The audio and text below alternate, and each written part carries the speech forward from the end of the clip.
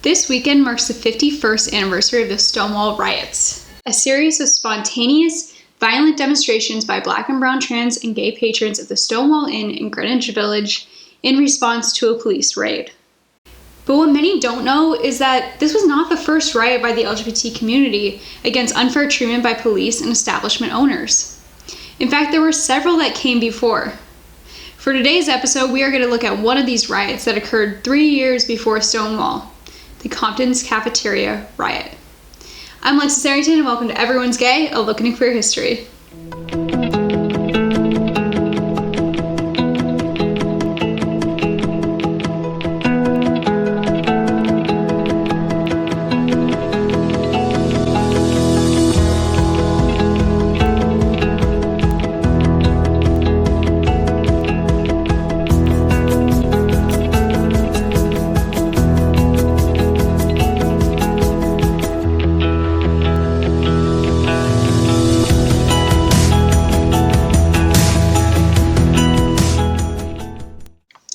Compton's Cafeteria was just one of a chain of cafeterias owned by Gene Compton in San Francisco from 1940 to 1970.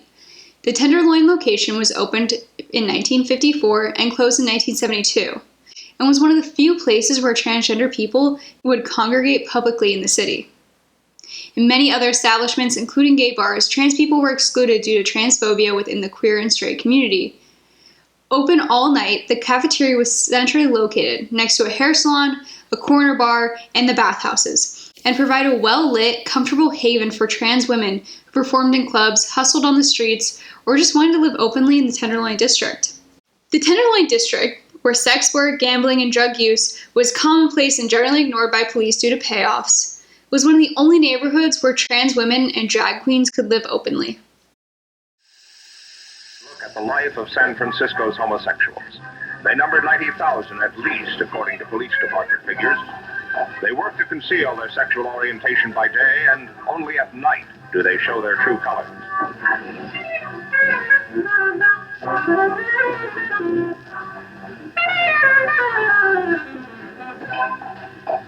The city's downtown Tenderloin district is the home ground of the always visible segment of the city's homosexuals and transvestites. The drag queens are here at Turk and Taylor.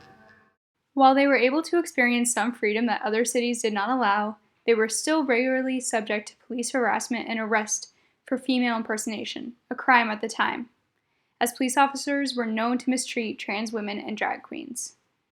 Tamara Ching, an Asian American transgender woman who grew up in San Francisco and frequented the Tenderloin during the 60s, recounted the mistreatment by police in an NPR article stating, "If we had lipstick on, if we had mascara on, if our hair was too long, if we had to put it up under a cap, if the buns were on the wrong side like a blouse, they would take you to jail because they felt it was female impersonation. The police could harass you at any time. They would ask you for pieces of ID. You had to have your male ID if you were born male and didn't go through a sex change. They would pat you down, and while they're patting you down, of course they're feeling you up. They would arrest you and put you in a big van, Big Bertha, and drive you around town.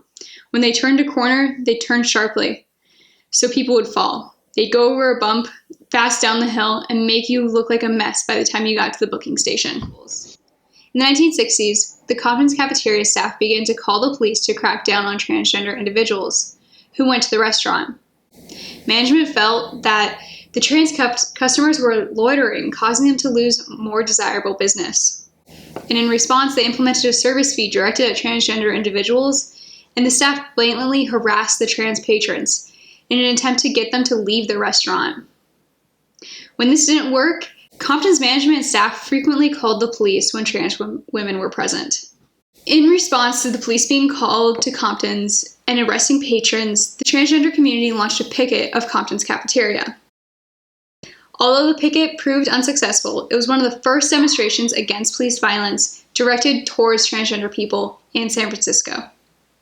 The first night of the riot at Compton's Cafeteria started when the management called police when some transgender customers had become loud.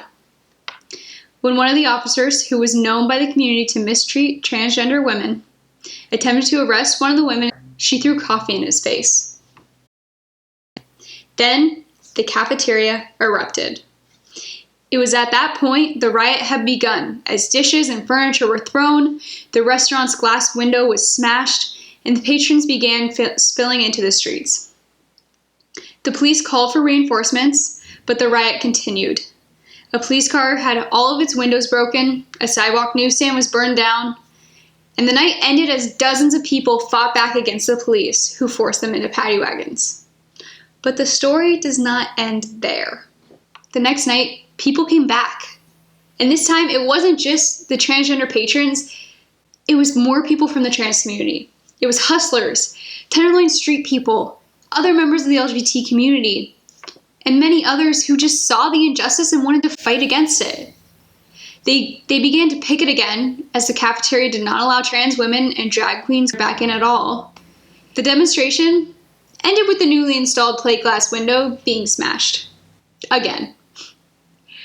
Besides the memories of police, patrons, and protesters who were all there that night, and in the subsequent picket, much of what is known about Compton's cafeteria is lost to history, including the actual date of the riots. We know the month and the year, but we have no idea what day that actually occurred.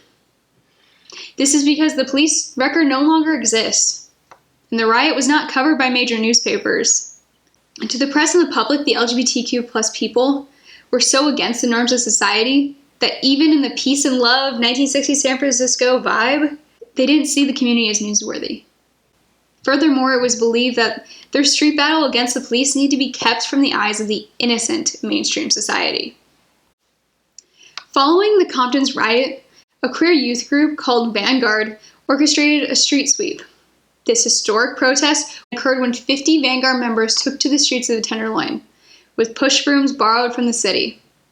This was a direct response to police routinely sweeping the streets of known queer neighborhoods to remove all the queer people who inhabited them.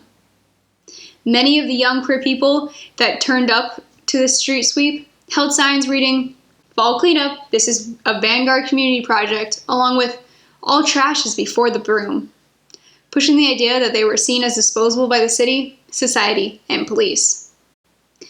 The picket and riot at Compton's cafeteria is recognized as one of the first instances of physical resistance against injustice to the LGBT community, specifically the trans community. It signified a shift that was occurring in the movement, leading the community out of the Homophile Movement, which was marked with peaceful protest aimed at showing how queer people could fit into mainstream society by groups such as the Daughters of Elitists and the Madishing Society, and into the gay liberation movement, which was officially brought in with the Stonewall Riots and focused on more militant forms of protest based in queer pride. To learn more about the riot at Compton's cafeteria, check out Screaming Queens, the riot at Compton's cafeteria, a 2005 documentary focused on telling the story of the trans women and drag queens that fought back 3 years before Stonewall. It is available on the PBS website, and I have put the link in the description below. If you would like to learn more about other riots that occurred before Stonewall, research the riots at the Black Cat Tavern in Los Angeles, which occurred when police raided a gay bar on New Year's Eve. There is a short video and article that I would like to recommend and have left the link in the description below. 1966, that's September 31st, 1966, there was a New Year celebration here. There was a live group, there were Christmas trees, and the LAPD decided to make a statement by sending in 8 undercover vice officers. And a few seconds after New Year's 1967, they started arresting the men inside for exchanging same-sex kisses. That was a little snippet of the video, but please check out the link below and watch the whole thing. If you like this video, make sure to hit like and subscribe and share it with your friends. Also, come find us on Facebook and Instagram at Everyone's Gay Queer History.